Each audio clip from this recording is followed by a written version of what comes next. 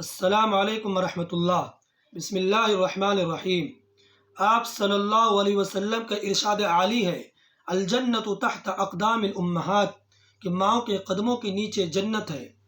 اس حدیث کے اصل مخاطب وہ اولاد ہیں جن سے یہ فرمایا جا رہا ہے کہ آپ اپنے والدین کی خدمت کے ذریعے سے جنت میں آسانی سے داخل ہو سکتے ہیں۔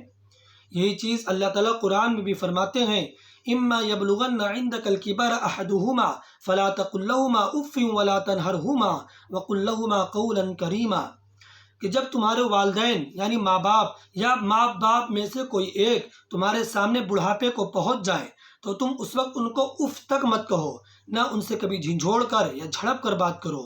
ہمیشہ جب بات کرو تو ادب کے ساتھ بات کرو۔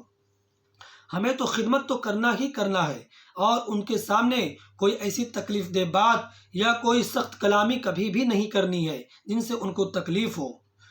اور اگر ہمارے والدین کوئی گنہگار ہوں یا مشرک ہوں اور وہ گناہ کے کام کا حکم کریں یا شرک کے کام کا حکم کریں تو ان کی اطاعت لازم نہیں ہے، اور لیکن دنیا میں خدمت تو ان کی کرنی ہی کرنی ہے، اگرچہ وہ مشرک ہی کیوں نہ ہوں۔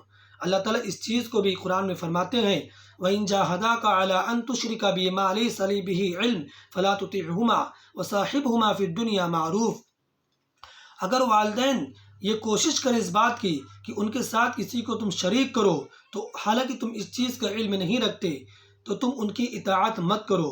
ہاں، دنیا کے اندر ان کے ساتھ حسن سلوک تو کرنا ہی ہے۔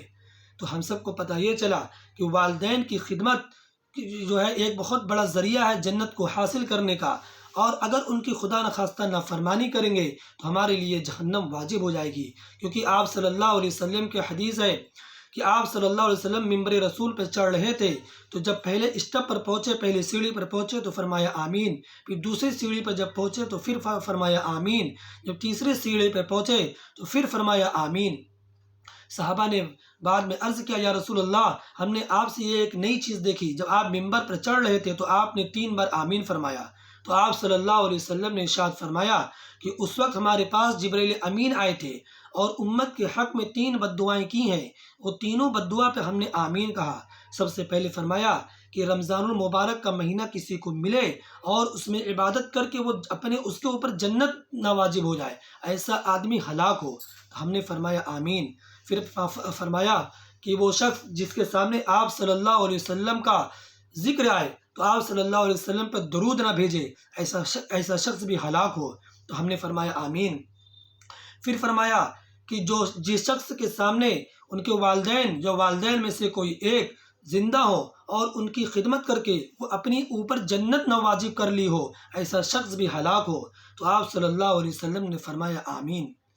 تو اس چیز کے بارے میں ہمیں بہت ہی سخت وعید ہے، اپنے والدین کے بارے میں ہمیں بہت ہی محتاط رہنے کی ضرورت ہے کہ ان کی نافرمانی سے بچیں، اور جہاں تک ہو سکے ہم ان کی خدمت کریں اور ان کے ساتھ حسن سلوک سے پیش آئیں۔